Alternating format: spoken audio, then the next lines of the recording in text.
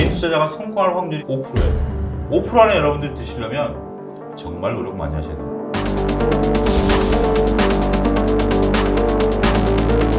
2022년도에 시장의 줄거리를 잡을 만한 얘기들 이런 것들로 충분히 채웠는데 물론 소장님의 뷰와 제 뷰는 또 다릅니다.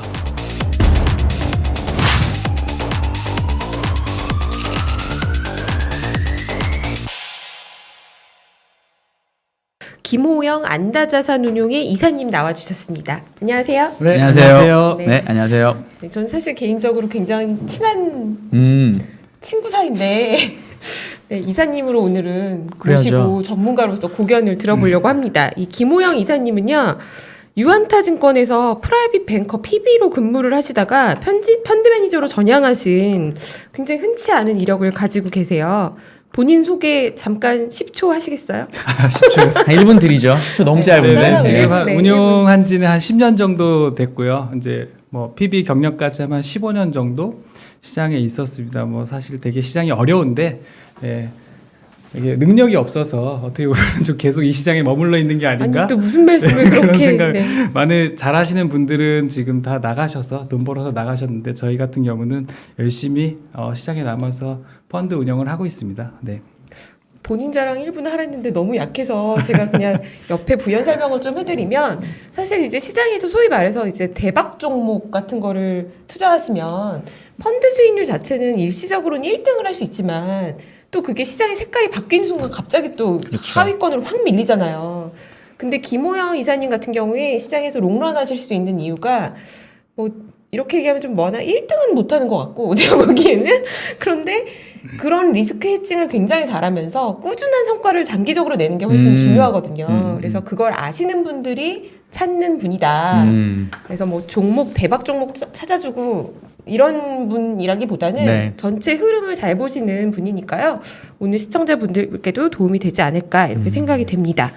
그래서 오늘 가져오신 주제를 보니까 제목부터 힘든 2022년 시장 돌파구는 없나?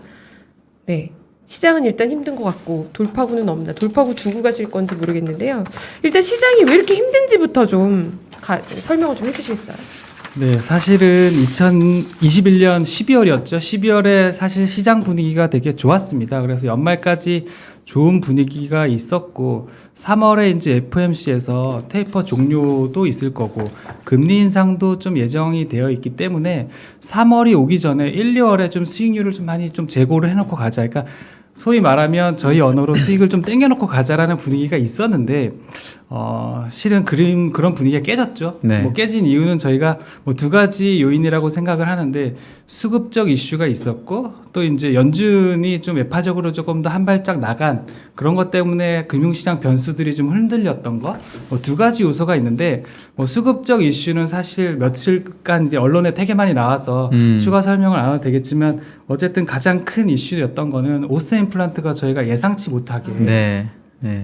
거래 정지가 되면서 그 오스 임플란트를 조금이라도 담고 있었던 펀드들에서 기계적인 어떤 매도들이 좀 나왔어요. 그러니까 판매들이 나왔기 때문에 들고 있는 종목을 기계적으로 매도할 수밖에 없었죠. 그래서 종목을 열심히 하는 분위기로 준비를 했다가 갑자기 그냥 펀드에 있는 자산들을 까야 되는, 그냥 매도해야 되는 분위기로 바뀌어서 1월 분위기가 조금 약간 좀 안 좋게 변한 게 첫 번째 이슈였던 거고, 네. 두 번째는 저희가 이제 12월 중순에 FOMC가 있었는데 그때까지 시장과 페드와의 눈높이를 맞춰놓은 내용이 3월에는 테이퍼를 어쨌든 종료를 하고 22년에 금리 인상은 3회를 하겠다 정도였어요. 그 정도면 사실 시장이 어느 정도 업섹트를 하고 그로부터 해서 연말까지 랠리가 나왔던 거거든요. 근데 막상 1월 초에 연준 의사록을 까보니까 양적 긴축이라는 내용이 들어가 있는 거죠. 이거는 사실은 시장에서 그렇게 빨리 이게 나올 거라고 생각하지 않았던 부분인데 이게 나오다 보니까 장단기 금리가 둘 다 가파르게 오르면서 그 성장주 중심으로 미국 시장에서도 조정이 나왔고 그 영향을 받은 한국 시장도 조정이 나온 거죠. 그래서 이제 그렇게 흘러왔는데 이 부분은 물론 이틀 전에 파월 의장께서 청문회 나와서 좀 조정을 해주시긴 했습니다. 양적 긴축이라는 게 당장 할 것도 아니고 하반기 돼야 하고 그것도 여러 번의 논의를 거쳐야 된다. 이렇게 해서 시장을 달래주면서 시장 반등이 어저께 나왔죠. 그렇죠. 그리고 오늘 또 조정을 받았는데 하지만 이제 그렇다고 해서 뭐 크게 변하는 건 아니고 변하지 않는 사실이라고 한다면 어쨌든 페드가 공언했듯이 물가가 오른 원인이 공급망에 있기 때문에 하지만 페드는 공급망에 손을 댈 수 있는 수단이 없기 때문에 미국의 경기가 좋은 한도 내에서 기대 인플레를 수요를 건드려서 잡겠다.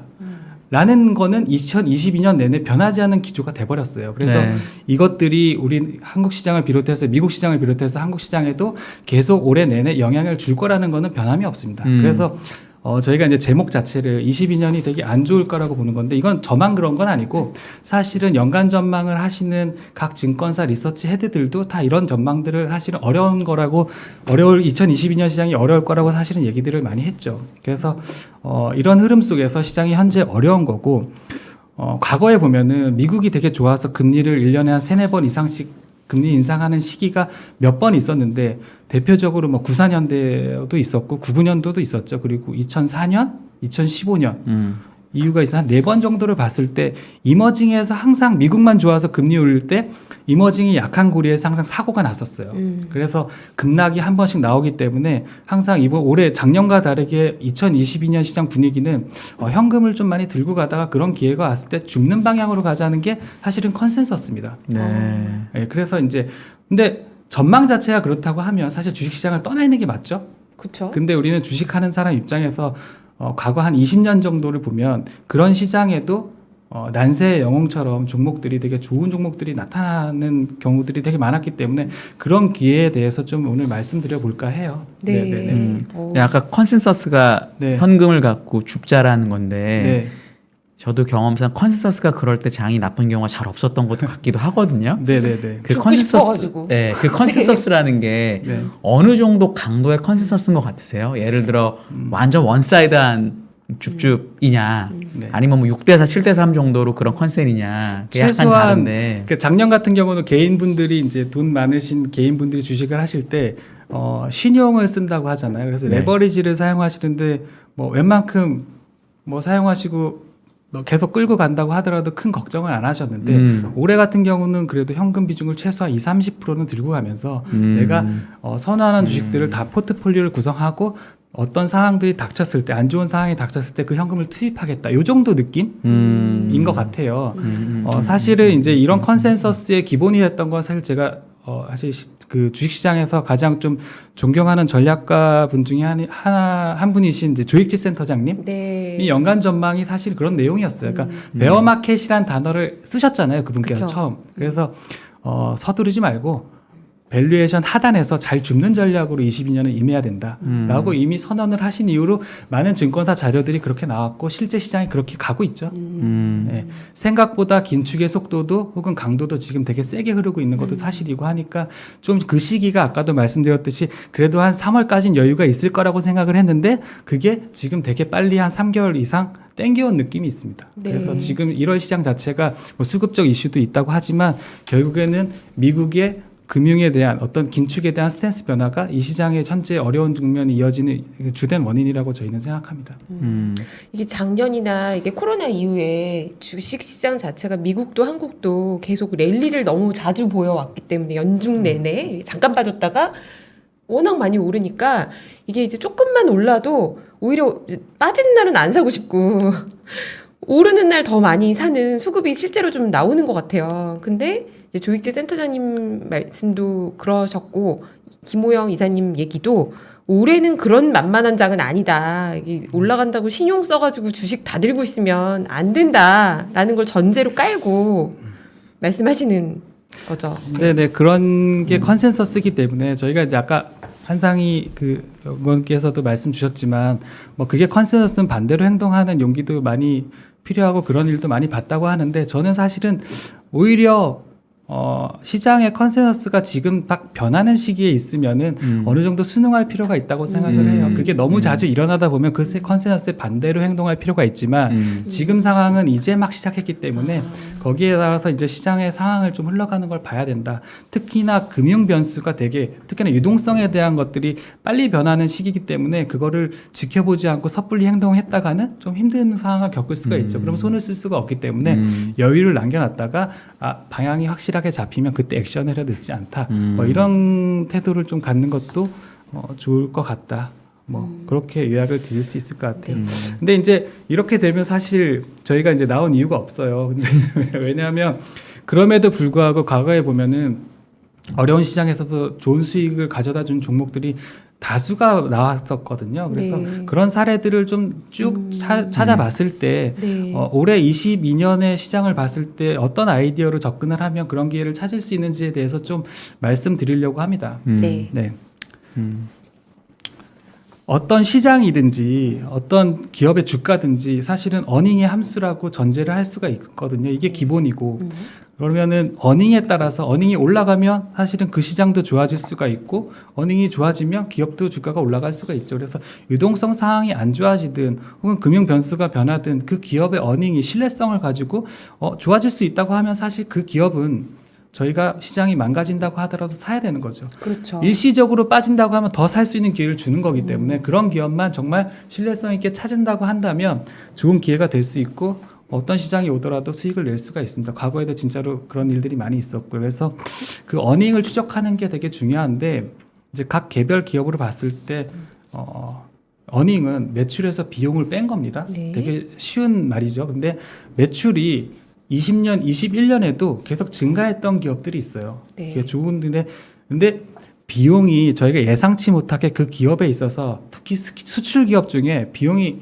예상치 못하게 급증을 해서 어닝이 망가진 기업들이 있습니다. 그 기업들의 경우는 주가가 지금 저 바닥에 있겠죠. 그러니까는 아니면 시장에 관심도 없거나. 근데 그런 기업들 중에 그 비용이 여러 가지가 있는데 여기 제가 해놨지만 원재료도 있고 뭐 감가비도 있을 거고 인건비도 있을 거고 광고비도 있을 건데 저희가 주목하는 거는 이 운반비 수출 기업들이 보통 이제 컨테이너나 항공으로 수출을 하는데 이 항공 화물 운임 자체가 워낙 올라갔기 때문에 마진이 깨진 애들이 있어요. 근데 이 운반비가 역전이 된다면 과거의 평균의 노말로 돌아갈 수 있다면 이 기업들은 매출이 꾸준하게 성장을 해왔기 때문에 어닝이 갑자기 확 좋아질 수 있는 국면에 들어갈 수 있는 거죠. 그런 기업들은 2022년에 시장이 안 좋다고 하더라도 주가가 오를 수 있다고 저희는 생각을 해요. 그래서 그런 아이디어를 말씀을 드릴 건데 수출 그러면- 기업 중에 마진이 운반비 때문에 3% 이상이나 훼손되는 기업들이 있었군요. 네네, 저희가 네. 이제 바텀업에서 리서치를 하게 되면 여러 가지 사례들을 발견할 수가 있는데 그 중에 대표적인 기업 하나를 말씀을 드리면 기업명은 말씀드릴 수는 없지만 마진이 보통 한 노멀하게 한 10% 정도 나오는 기업이었어요. 근데 저희들이 이제 뭐 그쪽 IR하고도 통화했고 사업 보고서를 보고서도 파악을 해봤지만 한 3% 정도가 깨져서 영업이익이 깨진 거죠, 그만큼. 네. 근데 아까도 말씀드렸죠, 그게 노멀로 돌아올 수 있다면 영업 마진이 지금 현재 10%이기 때문에 3%가 얹어지면 영업이익이 올해 30% 증가하는 와, 겁니다. 그래서 그러네요. 네. 엄청난 성장을 올해 보여줄 수가 있는 거죠. 그래서 그런 기업을 찾자는 건데 그러면 네. 컨테이너 운임이 정말 내려올 수 있는 건지 어떤 요인이 오면 내려올 수 있는 건지 정말 돌아올 수 있는 건지 그리고 그게 어떤 정도 요건들이 갖춰지고 어떤 시기 정도에 내려올 수 있는 건지를 사실은 좀 자세하게 들어가서 좀 분석을 할 필요가 있다고 봐요. 정말 말로만 컨테이너 운임이 내려서 그 기업이 좋아요 하고 그 기업을 사서 들고 있다가 한없이 사실 몇 더 년간 들고 올라가면. 있거든요. 그래서 네. 그 요인들이 정말 그럴 수 있는지에 대해서 먼저 좀 말씀을 드리겠습니다. 컨테이너 운임을 2010년부터 해서 최근까지 이렇게 그려보면 사실은 과거 10년을 엄청나게 뛰어넘어서 지금 운임이 솟아 있거든요. 엄청 올랐네요. 네네. 네. 2020년 몇 하반기에도 배예요? 네. 되게 많이 올랐고 이게 잡힐 거라고 생각을 했는데 2021년엔 더 많이 올랐습니다. 그러니까 밑에 있는 운임 대비해서 거의 5배가 올랐거든요. 평균. 근데 사실은 이게 어떤 원인이 됐든 사실은 이게 지속되는 거는 불가능합니다. 네. 운임이란 게 어떤 기업에는 비용이기 때문에 이게 더 여기서 더 계속 올라가게 되면 수출을 안 하게 되겠죠. 네. 내가 벌어들이는 이익보다 비용이 커진다면 수출할 이유가 없기 때문에 네. 이게 결국엔 내려올 수밖에 없는 상황인 건데 정말 내려올 수 있는지에 대해서 좀 말씀을 드려볼게요. 네. 이제 운임을 결정하는 거는 선박의 수급이 첫 번째고 두 번째는 그 선박이 항구에 도착을 해서 항만 적체가 얼마나 원활하게 돌아가는지 두 가지 요소로 설명을 할 수가 있는데 선박 수급부터 좀 말씀을 드리겠습니다. 이게 이제 제 아는 동기가 KB에서 운송 애널을 하시기 때문에 모델을 그대로 통화하고 좀 빌려왔습니다. 사용을 네. 해왔는데 베스트 애널리스트의 모델입니다. 네네. 컨테이너 선박 모델인데 운임 모델입니다. 근데 여기서 이제 사실은 차후에 어떻게 될 거다, 운임이 될 거다 이런 거를 보시지 마시고 팩트 위주로 과거에 어떤 숫자들이 펼쳐져 있는지만 보시면 되는데요. 제가 빨간 박스로 좀 보기 쉽게 좀 해놨습니다. 물동량이라는 게 컨테이너 물동량이라는 게 보통 한 3에서 4% 정도 매년 증가를 하거든요. 거기에 맞춰서 위에 보시면은 선봉량 대비 인도량이라고 해서 컨테이너들이 발주가 들어가서 실제로 배를 인도를 받는 네. 양도 한 3, 4% 정도 됩니다. 그러니까 수급의 균형이 계속 맞춰서 배의 부족이 없게 물동량에 맞게 계속 늘어나는 거죠. 그래서 운임이 아까도 말씀드린 과거 10년간 되게 박스권 내에서 계속 움직였던 건데 그게 수급의 균형이었던 건데 20년에 팬데믹이 발생을 하고 나서 물동량이 상반기에 엄청 죽었죠. 네. 그 물량이 미국 중심으로 본다고 한다면 하반기부터 폭발을 한 거예요. 네. 더구나 이제 보조금 같은 것도 풀어주고 실업수당도 지금 미국에서 막 풀면서 소비가 확 갑자기 불타오르면서 21년에 그 소비가 불타올랐고 내구재 소비가 엄청나게 됐죠. 그래서 물동량이 한 방에 몰린 거죠. 그래서 21년에 보면은 물동량 성장이 과거와 달리 한 2배 정도 넘게 성장을 한 거죠. 6.2%로. 네. 그러다 보니까 배는 그렇다고 해서 한 번에 발주가 넣었다고 해서 막 증가하는 게 아니거든요. 그래서 운임이 급등한 원인이 이 선박 부족이 있었다라는 게 첫 번째인데 21년에 아까 운임이 엄청나게 크게 오르다 보니까 선주나 선사들이 컨테이너 발주를 조선사에 엄청나게 넣었습니다. 그게 어느 정도 규모냐면 글로벌하게 해상에 떠다니는 컨테이너를 용량으로 환산을 하면 2,500만 TEU 정도 됩니다. 컨테이너 한 박스가 TEU인데 2,500만 개 정도 되죠. 이게 한 1,500만 TEU를 실을 수 있는 배가 2,500척 정도가 뛰어다니는데 이렇게 해상을 돌아다니는데 2021년에 발주된 선박이 500척입니다. 만 TEU 기준으로. 그러니까 20%요? 20%죠. 그러니까 1년 만에. 워낙 돈을 많이 버는 거고 21년에 운임이 좋다 보니까 그걸 가지고 또 배에다가 투자를 한 겁니다. 그러니까는 그 배들이 보통 건조 기간이 2년 정도 걸리니까 21년에 발주했으니까 23년부터 그게 인도가 되기 시작하죠. 그래서 위에 상단에 빨간 박스를 보시면 23년부터 선봉량 자체가 워낙 세게 증가합니다. 7.6%, 12%, 7%. 그러니까 배 부족이 23년으로 넘어가면 부족이 없죠.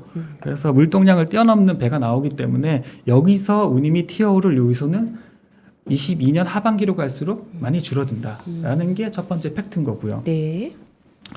그걸 이제 좀 저희들이 시각적으로 좀 잘 보여드리기 위해서 그림을 그려왔는데 배라고 하면 보통 탱크선, 벌크선, 컨테이너선이 있는데 저 컨테이너선 운임이 워낙 좋아서 발주가 세게 나온 거를 볼 수가 있습니다. 선대 현재 규모 대비 다른 선종 대비해서 빨간 게 확 튀었잖아요. 그래서 네. 규모 자체가 워낙 크구나. 그래서 배 부족에 따른 운임 상승 요소는 22년 하반기로 갈수록 계속 사라진다. 아니, 오히려 너무 뚝 떨어지는 거 아니에요, 갑자기? 제가 궁금한 게 네. 제가 옛날에 잠깐 이런 걸 했었는데 용선은 사실 되게 장기로 계약하는 경우도 있고 네네. 또는 반대로 미래를 반영해서 되게 먼저 그래서 그렇죠. 예를 들어 중고선가가 신조선가보다 비싼 일도 반대인 경우 발생하고 이렇잖아요. 네네. 말씀하신 대로 컨테이너선은 되게 건조가 쉬운 편이기 때문에 네. 인도가 늦어지거나 할 것 같진 않은데 네. 그럼에도 불구하고 운송 요금이 안 내려가는 거는 네. 시장에서 뭘 생각하는 걸까요? 이건 다 팩트인데 네. 그게 제가 궁금해요. 맞습니다. 그래서 그게 진짜로 큰 원인 자체가 배가 부족한 부분도 물론 있었지만 그거보다는 지금 여기서부터 보여드리는 항만 적체가 운송 요금이 이렇게 운임이 안 내려가는 주요된 원인이었던 거죠. 그래서 제가 이제 이게 오늘 월스트리트 저널에 실린 기사를 하나 가지고 왔는데 LA 롱비치가 사실 미국으로 들어가는 컨테이너의 주요 항만 중에 하나입니다. 미국으로 들어가는 물동량이 한 40% 정도를 여기서 담당한다고 하는데 오늘 나온 기사가 딱 이겁니다. LA 롱비치에서 항만 컨테이너 하역을 하시는 일용직 노동자분이 한 8,000명 정도 된답니다. 근데 그 중에 800명에 달하는 인원이 지금 현재 자가 격리에 들어가 있거나 네. 혹은 양성 반응이 떠서 지금 집에 계시다는 거죠. 그래서 하역을 하셔야 되는데 이분들이 10% 정도가 못 나오게 되니까 계속 적체가 늘어나는 거예요. 그 양이 컨테이너 선수로 따지니까 항구에 닿아서도 항만에 배를 못 대고 떠도는 배들이 한 100척 정도 된다고 기사가 오늘자로 나왔는데 네. 그 원인이 결국엔 코로나 때문인 거죠. 최근에 미국의 코로나 확진자 수가 급증하고 있잖아요. 그래서 그 원인을 지금 받고 있다라는 거고 그거를 차트로 좀 보여드리면 빨간색 거거든요. 오른쪽에 100만 TU인데 150만 TU에 해당하는 것들이 항구내에 들어오지 못하고 컨테이너가 적체가 되어 있다는 현상입니다.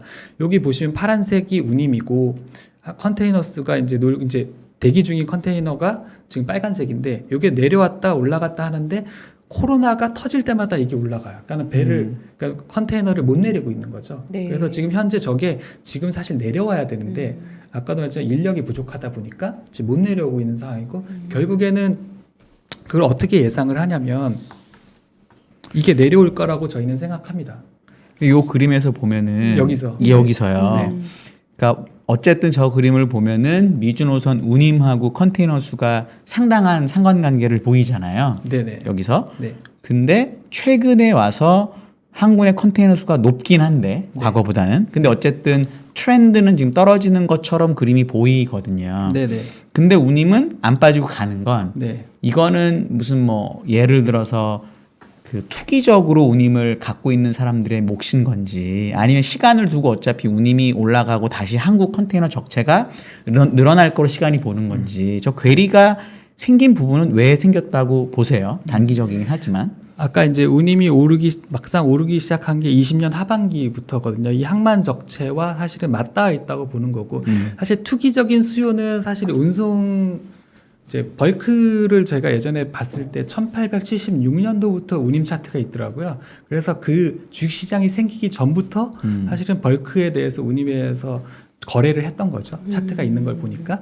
근데 주식시장보다 더 오래된 상황인 거고 거기에 대한 투기 수요가 분명히 그때부터 있었을 거라고 저희도 봐요. 튤립 투기처럼. 근데 투기라는 부분이 본질은 아니라고 생각하는 게 오른다고 생각하면 투기를 하겠지만 뭐 내린다고 예상이 되는데 거기다 대고 롱으로 투기를 하지는 않겠죠. 그래서 그거는 부차적인 문제라고 생각하고 본질적으로 돌아가서 이 항만 적체가 사실은 운임 상승의 원인이고 이 항만 적체가 꺾이면 그러니까 내려오면은 어쨌든 운임도 꺾여 내려올 거라고 생각하고 있습니다. 그게 지금 안 내려오는 이유는 아까 항만 적체에서 인력 적체가 있기 때문이라는 거고 저희가 이제 코로나가 없었던 2013년부터 2019년까지 운임을 연초부터 연말까지 계절성을 한번 그려봤어요. 네.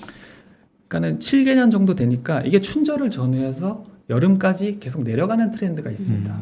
그러니까 춘절까지는 미국으로 실어 나르는 물동량이 한 번에 좀 몰렸다가 그게 조금 완화되는 것들이 있는 거죠. 그래서 그런 계절성을 봤을 때도 한번 내려갈 타이밍이기도 하고 그리고 이제 CDC의 파우치 소장께서 뭐라고 하셨냐면 지금 미국 내 코로나 확진자 수 피크가 1월 말일 거라고 얘기를 하셨거든요. 그러면은 피크를 찍고 2월부터는 그런 노동 인력들이 다시 돌아올 수 있는 상황이거든요. 그러면 2월부터는 그런 상황들이 좀 완화될 거고 계절적으로도 춘절 지나면 내려가는 트렌드가 있다고 하니 이제 운임은 그때를 전후해서 좀 내려갈 수 있는 상황이 만들어지는 게 아닌가. 다만 지금은 여러 가지 이제 기사들을 봤을 때 연말에 실어 보낸 게 아직도 안 내린 배들이 있답니다. 그러니까 그런 것들을 아직은 처리하는 시간이기 때문에 약간 딜레이가 있겠죠. 2월이 딱 온다고 해서 바로 운임이 내려가는 게 아니라 한 3월, 4월 정도 돼야 되겠죠. 계절적으로. 근데 치료제까지 지금 나오고 있잖아요. 그래서 오미크론에 대한 치료제 이제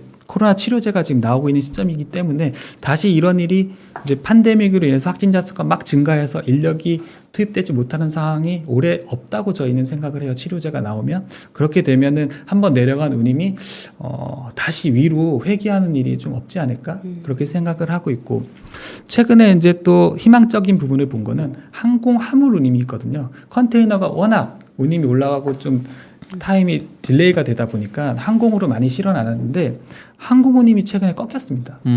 그래서 여러 가지 측면에서 봤을 때 최소 3개월 안에 컨테이너 운임은 다시 정상화되지 않을까. 그런 트렌드가 한 방에 가서 예전에 백투 노멀로 가지는 않겠지만 이렇게 너무나 올라간 것 운임 자체가 저기 지금 거의 5,000포인트가 지금 최근에 넘었거든요. 네. 그게 한 2,500까지만 가도 실은 그 아까 수출하는 기업들의 운임 마진 자체가 3%가 까인 기업들에게는 한 2% 정도가 돌아올 수 있거든요. 그래서 그런 기업들에게는 엄청난 기회가 될 거다. 그래서 컨테이너 운임에 대한 기대가 저희는 상당히 큽니다. 다시 이제 주가로 다시 돌아가서 네. 이제 어닝을 이제 다시 말씀을 드릴 건데 코스트가 떨어지니까 그 기업들이 그 떨어진 코스트만큼 어닝이 올라오기 때문에 2022년 시장에서 그만큼 주가가 상승하겠죠. 그런 기업을 잘 찾는 게 중요한데 사실은 그러면 재미는 없습니다. 왜냐하면 떨어진 만큼 올라오니까 주가가 폭발적이진 않거든요.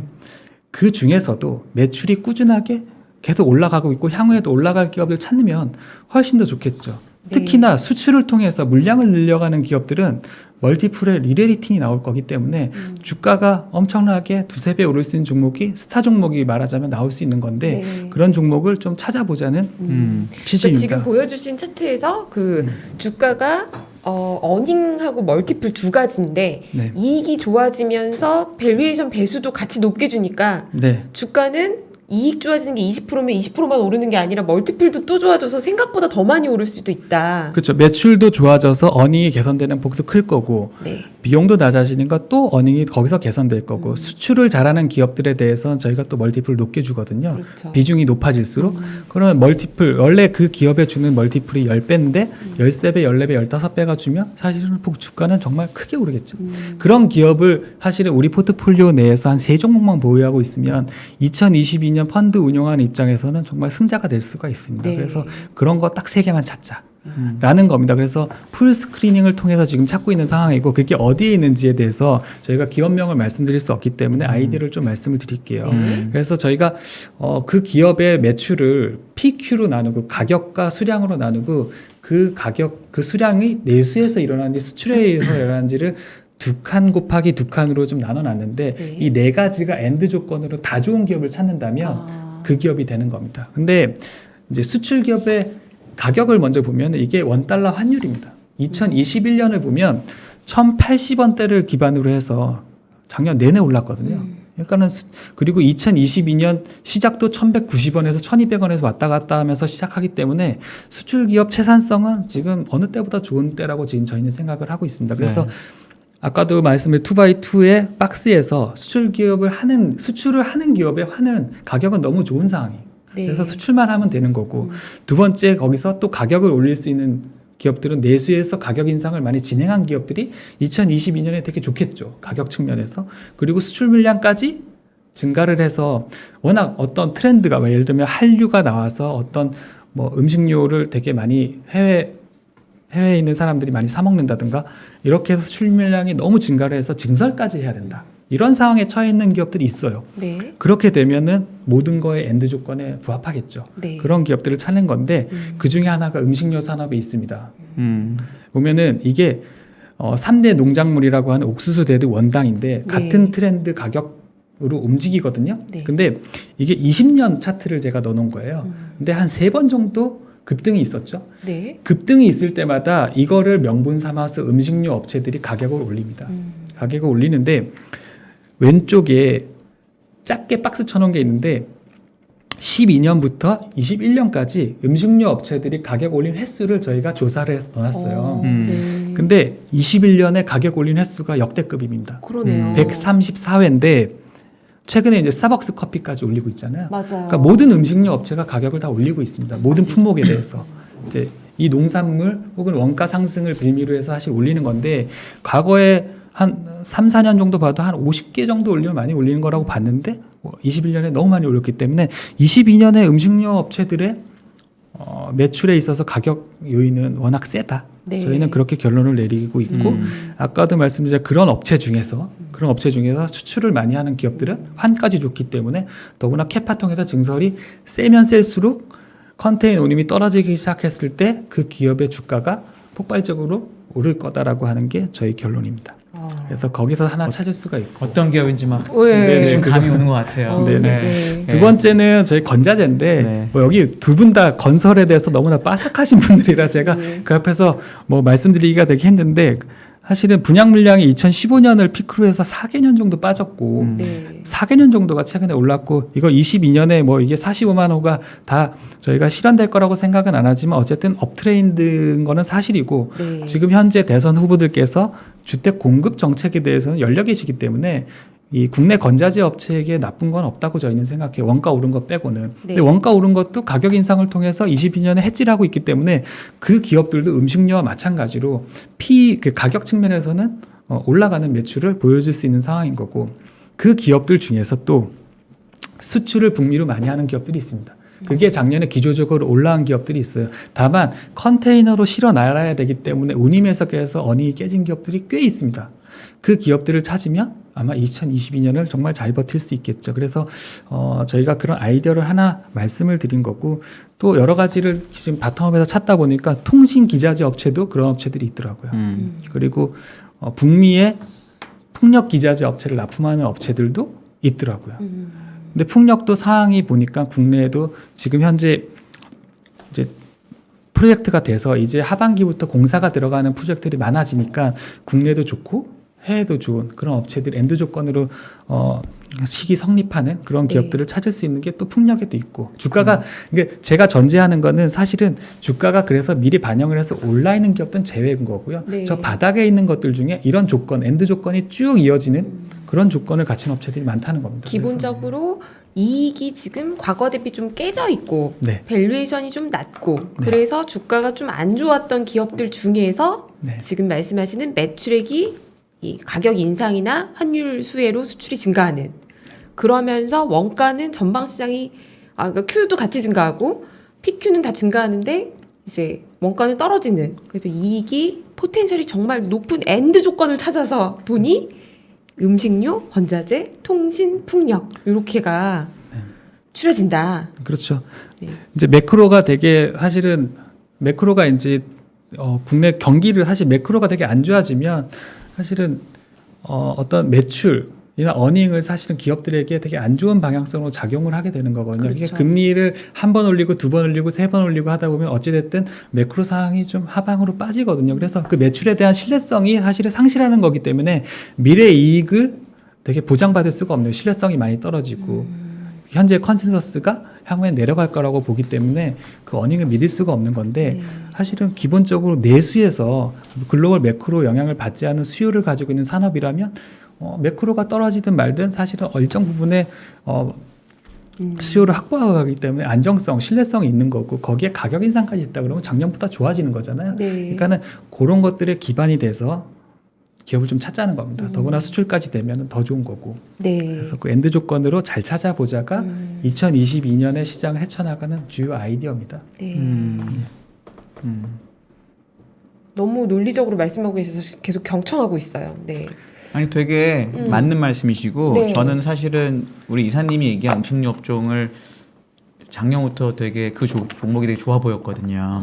좋아 무슨 보였는데 종목인지 알 만큼 그건 저는 난뭐 확실히 알아 아니, 이런 느낌으로 아니, 근데 지금 틀릴 수도 있어요. 근데 저는 네. 근데 그렇게 생각을 했는데 이제 하나가 제가 조금 이제 전 되게 맞는 말씀이신 것 같아요. 근데 하나가 좀 걱정이 되는 게 비용이 줄어서 이익 늘어나는 거는 완전 동의해요. 저는 완전 동의하고 그래서 아까 그 괴리도 곧 없어질 거라고 보는데 이제 리레이팅이 되는 조건으로 말씀하셨잖아요. 근데 제 경험상 리레이팅이 되려면 올 1년의 어닝 갖고는 잘 안 되더라고요. 그러니까 리레이팅이 나오려 제가 이제 옛날에 조선 뭐 이런 이상한 거 할 때 보면은 리레이팅이 나오는 조건은 2년, 3년 후에 어닝이 나올 거로 보일 때 확실하게 리레이팅이 나오더라고요. 근데 운송은 말씀하신 대로 올해 하반기에 운송비가 많이 떨어지게 되면 내년에는 운송 쪽에서는 비용이 줄어드는 게 없는 거잖아요. 그럼 내년의 그로스는 올해보다 떨어질 텐데 그걸 보고도 과연 시장에서 리레이팅을 해줄 거냐.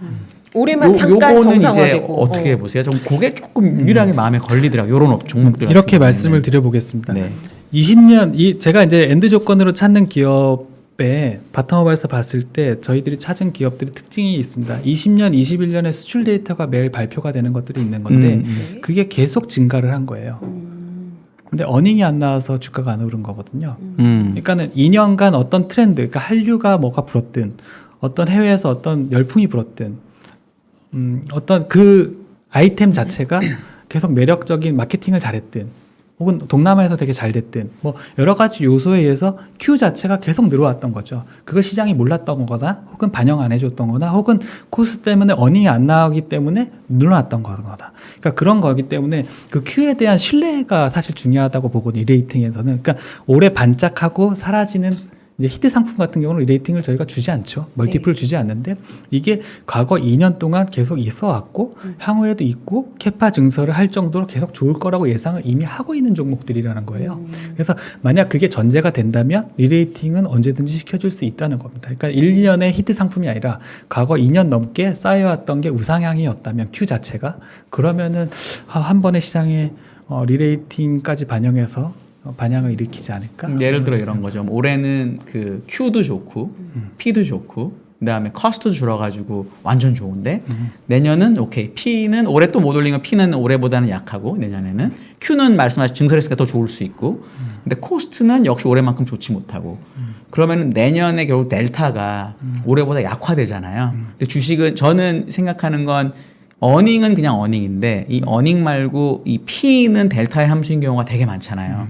그런데도 과연 이 P가 리레이팅이 돼도 조금 되는 거 아닐까 뭐 이런 생각은 있거든요. 리레이팅이 제대로 되려면 회사 성격이 확 바뀌던가 아니면 그로스가 한 4, 5년 나야 되는데 그런 거는 예를 들어 지금 그 말씀하신 종목들이 역사적 평균에 비해서 많이 내려와 있나요? P가 아니면 뭐 평균 수준인가요? 뭐 어떻게 돼 있나요 지금? 멀티플은 그렇게 많이 내려와 있지는 않은데 어닝이 깨졌기 때문에 네, 주가도 네. 같이 빠졌고 네. 그래서 그런 건 아닌데 현재 상황을 반영을 못하고 그러니까 저희가 이제 그 얘기를 할 때 화장품은 과연 어땠을까라는 얘기를 좀 드려요. 소비재나 음식료나 아까 건자재 같은 업체들이 그럼 언제 리레이팅이 나왔나 생각을 해보면 화장품을 예로 들면은 그러면은 화장품의 아모레퍼시픽의 화장품 가격이 올랐었나요 그때? 아니었죠. 그건 아니죠. 네. 화장품 근데 중국을 이라고 하는 잠재 정말 시장을 크게 이런 먹은 거죠. 한국 시장에 정말 몇 배가 될지도 모르는 시장을 먹을지도 모른다. 네. 라는 게 밸류에이션 먹은 거고 네, 예를 네. 들어 6, 7년에 건설주 막 날아갈 때 네. 그때는 중동 시장을 우리가 다 먹을지도 모른다. 이러면서 40배씩 줬던 거고 2011년에 차화정이 날아갈 때는 일본이랑 미국의 자동차 회사가 망가졌기 때문에 우리나라가 그 시장을 다 먹을지도 모른다라고 하면서 원래 밸류에이션이 구조적으로 낮은 자동차 업종에 밸류에이션을 올려줬었거든요. 네, 네. 그러니까 이런 게 필요한데 네. 그런 부분은 어떻게 내러티브죠, 내러티브. 네, 그러니까 그 내러티브도 기업을 있고 뭐 그냥 시장의 네. TAM의 확대도 있고 뭐 이런 것들도 있는데 저희는 이제 구조적인 문제로 이게 이 기업이 나아갈 수 있는 건지 지금 나오는 어닝이 향후에도 계속 성장할 수 있는 것들이 있는 거지의 내러티브는 사실 그 기업을 말해야 되는 건데 네. 말할 수가 없어서 네. 알겠습니다. 근데 내러티브 저희는 있다. 네, 그런 오케이. 내러티브가 알겠습니다. 충분하다고 생각을 해요. 네. 네, 아마 다 이미 알고 계실지도 모르는데 그런 게 있을 거라고 저희는 보고요. 그러니까 결국에는 그 내러티브를 증명해 줄 수 있는 거는 어닝이고 매출이라고 생각하는데 이제 PQ적인 요소에서 봤을 때 꼭 P가 받침돼야 되는 건 아니고 저희가 이제 리레이팅에 대한 주제로 스터디를 한 적이 있어요. 근데 저희가 대표적으로 스터디한 사례가 오리온이거든요. 네. 오리온이 국내 비즈니스만 하다가 중국 비즈니스를 하기 시작했는데 어느 시점에 그 회사가 10배, 15배에서 50배, 60배로 네. 리레이팅이 됐는가에 대한 스터디를 했는데 저희가 찾은 결론은 그거예요. 어닝의 비중이 사실은 뭐 스타벅스라든가 이런 기업이 미국에 있다가 해외로 나가서 되게 잘 됐을 때 그 기업들은 플랫폼이 되고 리레이팅이 되잖아요. 그렇죠. 근데 한국 기업이나 어떤 기업이 사실은 다른 나라에 가서 내수 기업으로 소비재 기업으로 정말 한국만큼 더 잘 되기가 되게 힘들어요. 그렇죠. 대부분 많이 실패를 하죠. 뭐 이마트도 그랬고 그 현지에 적응 못해서 되게 어려워지는 경우가 더 많고 성공한 사례가 많이 없기 때문에 제2의 시장을 한국만큼 찾았다는 거에 대해서 높은 멀티플을 주는 건데 더구나 중국이란 나라가 워낙 한국보다 GDP가 엄청 큰 나라이기 때문에 거기에 성공했다고 하면 높은 멀티플을 줬던 건데 오리온을 보니까 어닝 비중이 중국의 어닝 비중이 한 20% 정도 와기 시작하니까 외국인들의 수급이 들어오기 시작하면서 기관 수급과 함께해서 계속 그냥 땡기더라고요. 이 정도면 좀 인정한다. 성공을 인정한다. 그렇죠. 그게 오리온은 지금도 해외 매출이 국내보다 큰데 이제 주가가 성장이 좀- 없는 거죠. 음. 오리온은 성장이 없는 거고 높아졌던 멀티플 자체가 이제 정상화되는 국면에 있다고 저희는 보고 있는 성장이 거고 없기 때문에. 리레이팅이 나올 때는 그 어닝 성장이 중국 비즈니스 때문에 되게 국내는 사실은 되게 경쟁이 치열하니까 중국 시장에서 매출과 어닝이 막 커지는데 그 비중 자체가 20%가 넘어가기 시작하니까 미래 이익을 먼저 땡겨와서 멀티플을 많이 주더라는 사례가 있습니다. 네. 그런 일들이 지금에는 눌려 있어서 아무도 내러티브가 없는 종목에서 있을 거라고 저희는 생각을 해요. 그래서 그런 걸 찾자는 겁니다. 네. 네. 그렇군요. 네. 네, 또 오늘 준비하신 내용이 이거 말고도 더 있는 걸로 알고 있는데. 네네. 네. 시간이 많이 지났네요. 괜찮습니다. 편하게 해주세요. 네. 그리고 이제 저희가 이제 2022년 전망 자체가 사실 컨센서스가 되게 안 좋다 보니까 네. 탑다운적으로 봤을 때 사실 그런 거거든요. 조익재 전무님도 사실은 탑다운적으로 말씀하신 거고, 근데 이제 저희는 실제로 운용하는 쪽이다 보니까 바텀업에서 봤을 때 진짜 그런가에 대한 의문을 항상 가져요. 네. 그러니까 탑다운과 바텀업이 조화롭게 이루어졌을 때 운용이 되게 잘 될 수가 있는데, 그렇기 때문에 저희들은 바텀업 측면에서도 많이 봅니다. 근데 한국 주식시장 시가총액이 한 2,500조 정도 되는데 8개 섹터 정도로 구분이 됩니다. 각각의 시가총액 비중은 그렇게 좀 나눠질 수가 있고, 저희가 이제 위에 4개 섹터가 한 시가총액의 한 3분의 2 정도를 설명을 하는데, 대표적으로 뭐 철강이라든가 조선, 자동차, 반도체, 뭐 IT 다 수출 산업입니다. 매크로와 다 연동이 되죠. 그러니까 매크로가 안 좋아진다고 하면 66%가 안 좋아지는 거기 때문에 시장을 안 좋게 볼 수밖에 없는 상황이에요. 그런데 밑에 3개 섹터를 보면 뭐 건강관리, 그러니까 제약바이오인 거죠. 혹은 소프트웨어, 네이버 카카오라든가 게임, 뭐 필수 소비재, 음식료, 유틸, 한국전력, 이게 글로벌 매크로 상황이 안 좋아진다고 해서 나빠지진 않거든요. 그래서 그거를 설명하지, 매크로 때문에 안 나빠지는 섹터가 3개가 있고 26% 정도를 설명합니다.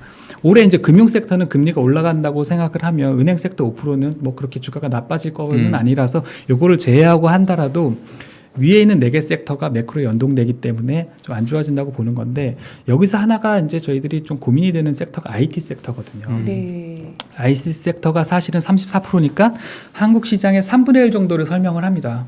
근데 이 IT 섹터가 만약에 생각만큼 딥하게 안 좋아지지 않는다고 한다면 한국 시장이 그렇게 나빠질 요소가 없는 거죠. 왜냐하면 매크로와 관련 없는 섹터가 26%고 IT 섹터가 34% 합하면 60%, 거기에 은행 섹터 5% 합하면 사실은 이게 오히려 3분의 2가 되거든요. 그러네요. 그래서 위에 있는 것들이 안 좋아진다고 하더라도 IT만 괜찮다고 한다면 오히려 바텀업 측면에서 다르게 접근이 가능하다. 시장에 대해서 그런 생각을 좀 해봤습니다. 이게 지금 이사님 말씀을 제가 조금만 더 구현하면은 완전 맞는 말씀이신 네. 게 15년 전에는 위에 소재 산업재를 합치잖아요. 네. 저 한 30몇 프로 됐습니다. 맞아요. 왜냐하면 건설 하나만 거진 10% 가고 이랬거든요. 네. 그래서 그때는 우리나라가 철강. 정말로 경기에 민감했고, 그래서 아까 말씀하신 매크로와의 연관성이 더 컸는데, 지금 이사님 말씀하신 게 진짜 맞는 말일 수가 있어요. IT만 잘 보면. 그래서 그런 부분은 저희 구독자분들이 좀 이해를 해주셨으면 좋겠어요. 그러네요. 정말로. 네. 굉장히 중요한 포인트네요. 네. 그러니까 매크로에 대한 영향도가 과거 대비 많이 낮아졌을 수가 있다. 왜냐하면 소위 말하는 시크리컬 주식들의 비중이 낮아져 있고, IT도 34%니까 너무 크지만 그 중에 제일 큰 게 반도체 25%라서 또 반도체만 좋으면 저것까지 포함한 나머지 업종을 합하면 저 시가총액 한 60%쯤 되겠다. 그럼 그렇게 나쁘게 볼 필요가 없을 수 있겠다. 그렇죠. 네. 물론 반도체 좋네요. 섹터가 매크로의 영향을 받습니다. 받는데, 그렇죠. 왜냐하면 수요 자체가 흔들릴 수가 있기 때문에 매크로가 안 좋아지면 받을 수가 있는데, 상반기만 놓고 봤을 때는 아닐 수 있다는 생각을 좀 해요. 그리고 사이클이 반도체가 워낙 짧아져가지고 네. 이미그레이션 하는데 돈이 많이 들어서 옛날처럼은 길고 깊지가 않더라고요. 미국은 뭐 거의 없고 아예 사이클. 그 얘기를 좀 뒤에서 좀 말씀을 드리겠습니다. 제가 IT 애널은 아닌데 네. 이제 운용하는 입장에서 IT를 어떻게 보는지를 좀 말씀을 드리겠습니다. 이 차트를 보시면 2010년 1월 1일 이후로 한 22년 정도 삼성전자하고 하이닉스 차트입니다.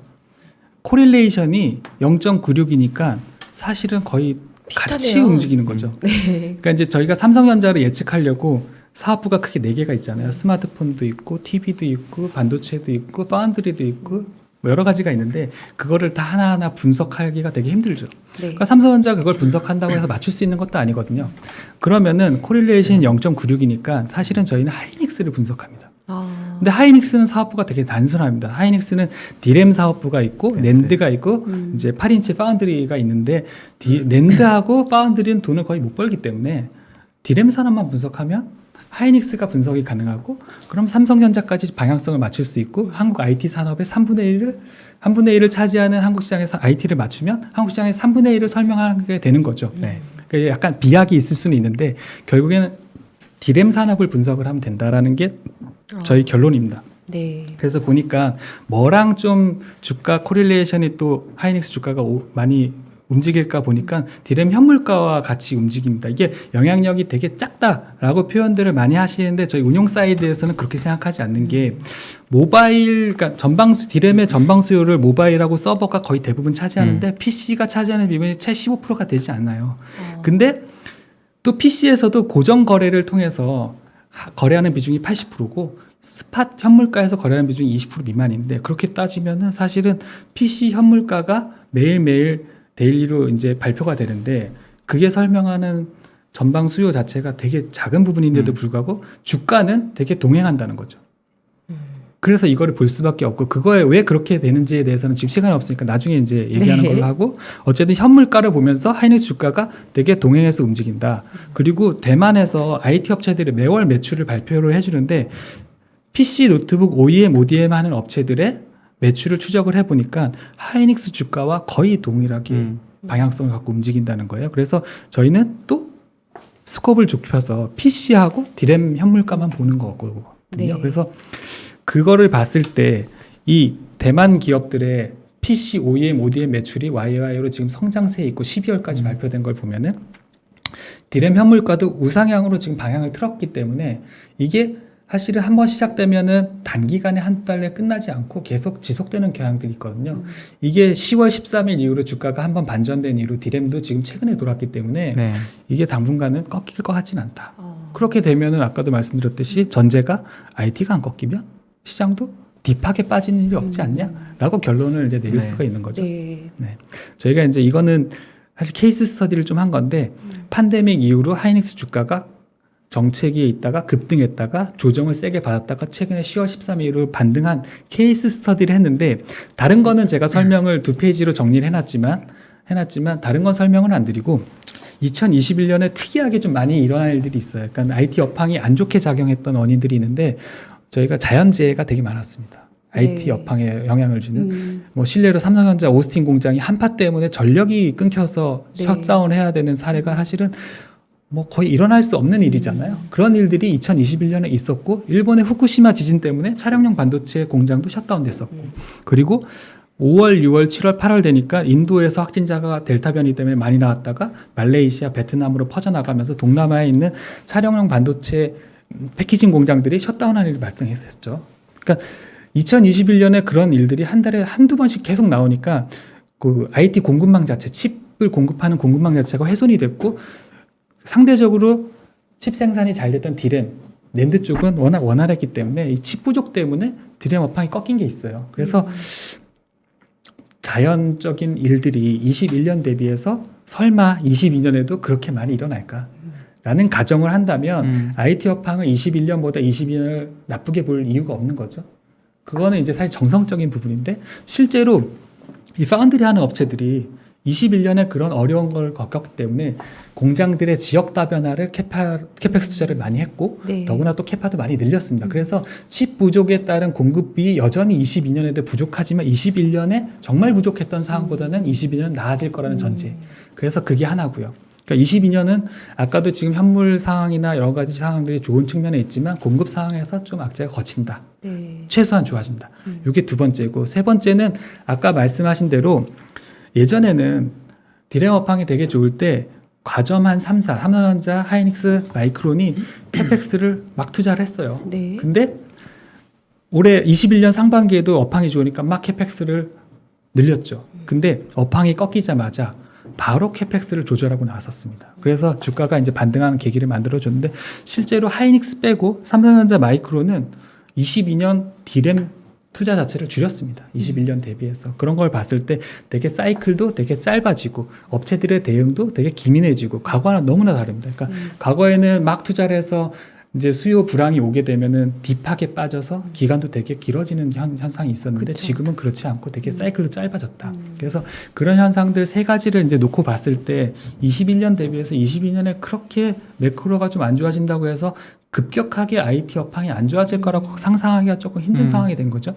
거기에 이제 그동안 인텔에서 계속 지연이 됐던 사파이어 래피즈가 이제는 2분기 되면 나올 거라고 기대를 하고 있기 때문에 그런 것까지 더하면 IT가 지지해주는 한국 증시가 생각보다 나쁘지 않을 것 같다라는 결론에 사실은 도달하게 되는 거고요.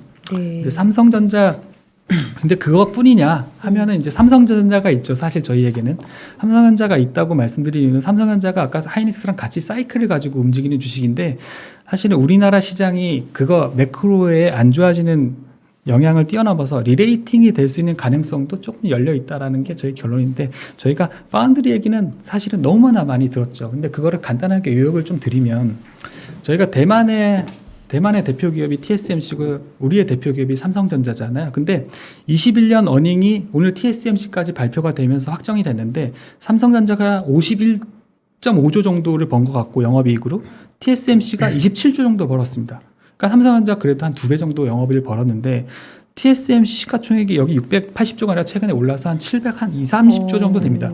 삼성전자는 여전히 한 540조 정도 되고요. 그러니까 네. 시가총액은 TSMC가 훨씬 큰 거죠. 그러니까는 벌어들이는 어닝이 작은데 평가를 높게 받는 거는 멀티플을 높게 적용받는 그렇죠. 거고 그 산업에 대해서 되게 좋게 보는 거잖아요. 경쟁력에 대해서. 그렇죠. 그러면 삼성전자가 TSMC랑 뭐가 다른데 이런 대우를 받나라는 생각을 가질 수가 있는데 앞으로는 TSMC에 준하는 대우를 받을 가능성이 있기 때문에 그 얘기를 드릴 겁니다. 그래서 TSMC가 어떤 산업에 속해 있는지 수요와 공급을 좀 말씀을 드릴 건데 파운드리 수요는 사실 5년에서 10년 보면 구조적으로 성장하게 될 수밖에 없습니다. 왜냐하면 일단 저희가 지금 뭐 스마트폰, PC뿐만 아니라 향후에는 자율주행 차도 계속 나올 거고 AR, VR도 나올 거고 차량에 들어간 MCU 칩이 워낙 다양해질 거기 때문에 뭐 디바이스 확장이 일단 있을 거고 칩에 네. 적용되는 디바이스 확장이 있고 또 예전에는 인텔이라든가 퀄컴이 자기의 영역들이 있었잖아요. 근데 애플이 계속 자체 칩을 개발하면서 그 영역을 치고 들어오는 거죠. 테슬라도 자체 칩을 한다고 하고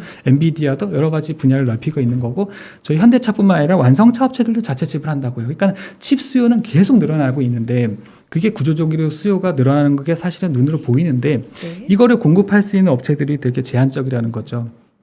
왜냐하면 그 칩들은 성능이 되게 좋아야 되는 거고 그래서 미세 선폭을 사용해야 되는데 발열이 안 나와야 되거든요. 그래서 그런 성능을 갖추고 있는 선단 공정이라고 하는 것들을 할 수 있는 업체가 되게 제한적이라는 거예요. 그 밑에 보시면 SMIC 밑에 있는 애들은 사실은 로드맵 자체가 선단 공정이 없습니다. 그리고 저희가 사실은 가장 큰 경쟁자라고 생각했던 게 SMIC, 중국의 SMIC인데 SMIC가 사실상 선단 공정 로드맵을 포기한 것 같습니다. 왜냐하면 최근에 100억 불 투자를 발표했는데 레거시 공정은 28나노로 결정을 했고 선단 공정이 미국 제재 때문에 사실 EUV 장비도 못 들어가고요. 추가되는 옆에 있는 장비들과 소재들이 사실 수입이 금지가 됐기 때문에 SMIC는 경쟁력에서 당분간은 떨어져 나갔다라고 저희는 평가해요. 그러면은 남는 게 TSMC가 워낙 뭐 1등 업체인 거고 삼성전자가 그 선단 공정을 유일하게 따라갈 수 있는 능력이 되는 애인데 뭐 물론 버벅대고 있지만 어찌됐든 삼성이 유일하게 따라갈 수 있고 인텔도 24년까지는 잘 모르겠고 25년에 2나노로 바로 나노 진입하겠다고 하니까 25년 그림을 봤을 때 세계 업체가 디램 업체가 지금 세계 업체가 가점하고 있듯이 세계 업체밖에 안 남는 거죠. 그 수요를 먹을 회사가.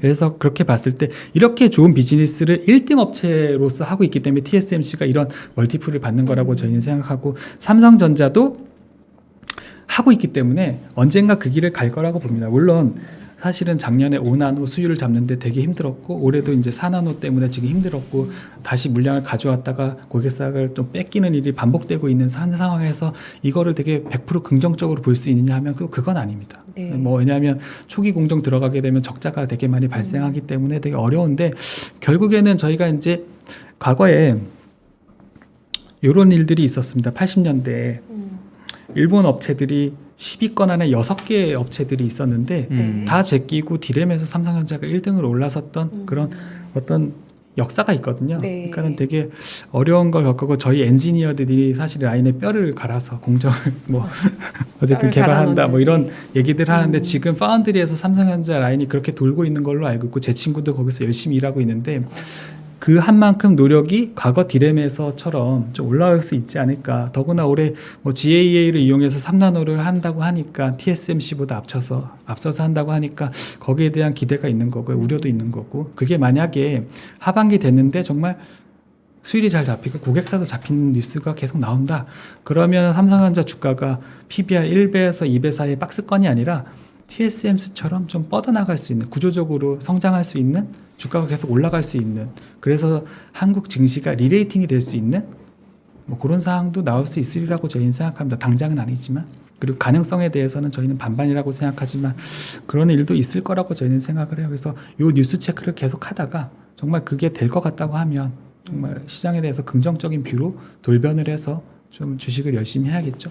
네. 전자가 이게 말씀하신 부분도 완전 맞고, 근데 하나 더 있는 게 TSMC는 프리 캐시 플로우를 거의 다 배당을 하거든요. 물론 워낙 P가 비싸기 때문에 배당 수익이 낮긴 해요.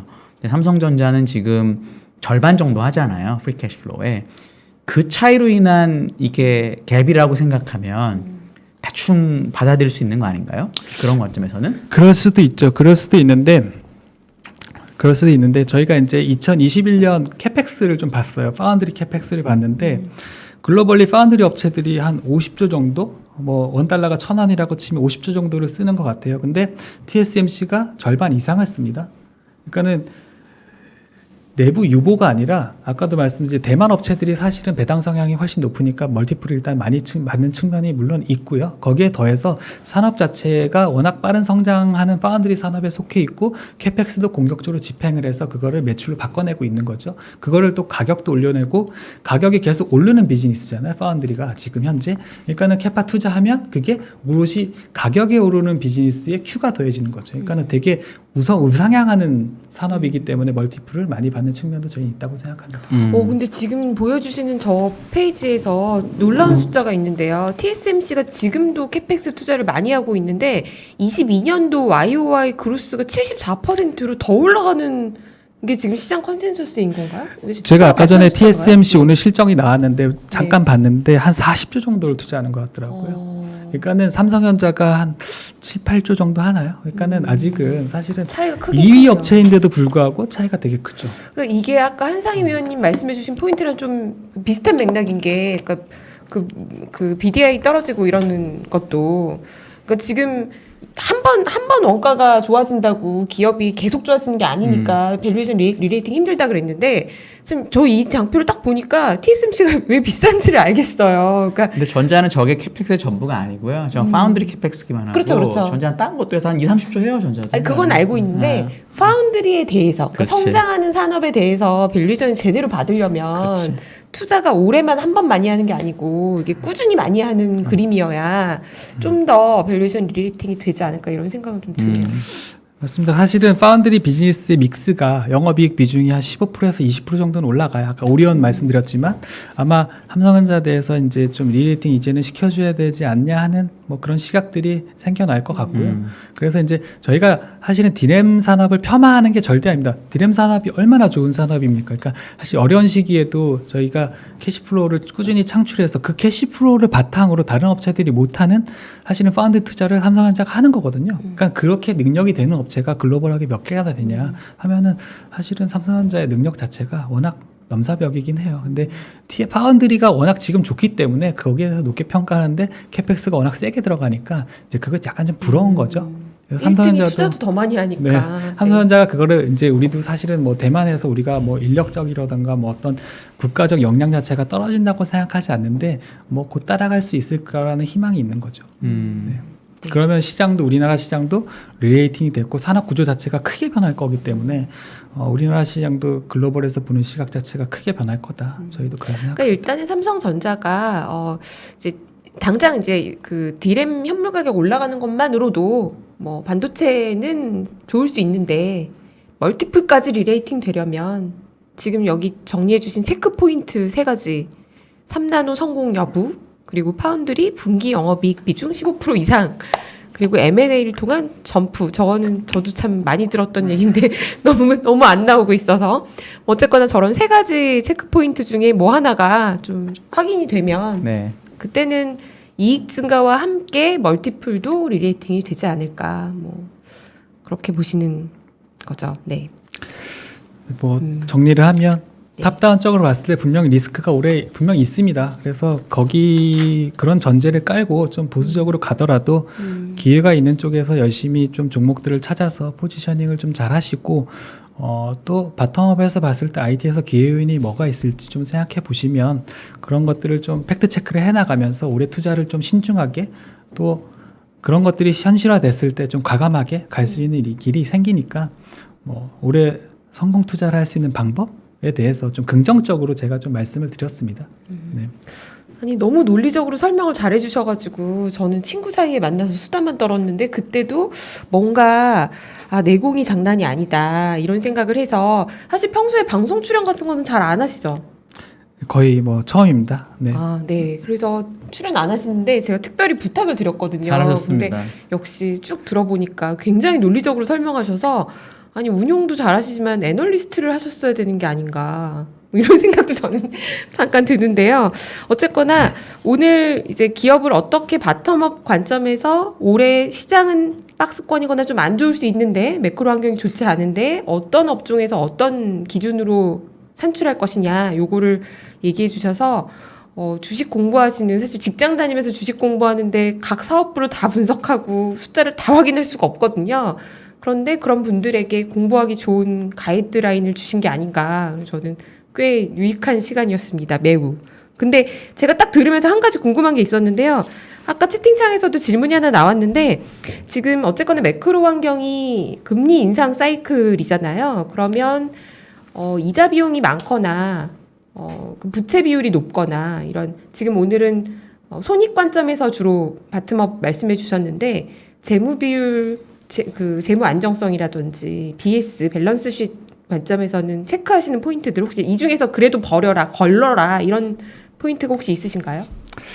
뭐 사실 저희들은 일단은 그 투자하는 데서 유니버스가 이제 정해져서 그 안에서 투자를 하는데 이제 재무적으로 문제가 있거나 부채 비율이 예를 들면 250% 대상 이상 되거나 그런 기업들은 금융업체를 제외하고는 사실은 좀 안 봐서 일단 그거를 일단 제외하고 시작하는 게 아까도 말씀하셨지만 금리가 계속 올해 한 3-4번 정도 인상이 되면 한국도 사실 따라서 올려야 되고 뭐 이자 비용이 영업이익을 감당 안 되는 뭐 그런 상황이 벌어지면 좀 힘들어지겠죠. 뭐 증자를 할 수도 있는 거고 어쨌든 주식에 좀 영향을 줄 거라서 뭐 그게 꼭 망한다 이런 느낌보다는 나의 주식 가치가 떨어질 수 있어서 올해 같은 환경에서는 좀 그런 퀄리티가 좀 떨어지는 주식들은 좀 제외하고 접근하는 게 맞다고 저희도 생각합니다. 오늘 말씀해주신 말씀의 전제 조건은 그래도 재무적으로 건전한 기업 중에서 골라라. 아 그렇죠. 네. 네, 그건 기본이다. 아 그거는 네, 당연히 전제로 깔고 들어가야 되는 겁니다. 네.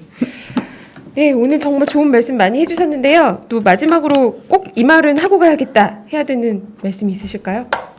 아, 그런 건 딱히는 없고 이제 사실 연초부터 사실 시장이 되게 힘든 것 같아요. 그래서 많이 혼란도 있고 변동성도 세지면서 좀 스트레스도 많이 받으실 텐데 이제 아까도 말씀드렸지만 내가 이제 투자하는 기업의 매출과 어닝이 정말 매크로가 흔들렸을 때 혹은 어떤 상황이 왔을 때 정말 버텨낼 수 있는 건지 혹은 그럼에도 불구하고 우상향할 수 있는 건지에 대해 체크를 잘해서 만약에 그게 맞다고 생각하면 시장이 빠졌을 때 오히려 기회가 되니까 좀 현금을 마련해 놨을 때 혹은 그때 돼서 돈을 뭐 더 투입을 해서 할 수가 있는 부분들이고 그런 기업들이라고 하면 주가 회복도 되게 빠를 거라서 그런 거에 대한 좀 믿음을 가질 수 있는 데이터들을 본인들이 좀 잘 확보를 하시면 아마 올해 시장도 되게 좋은 투자할 수 있는 기회가 또 오히려 되지 않나?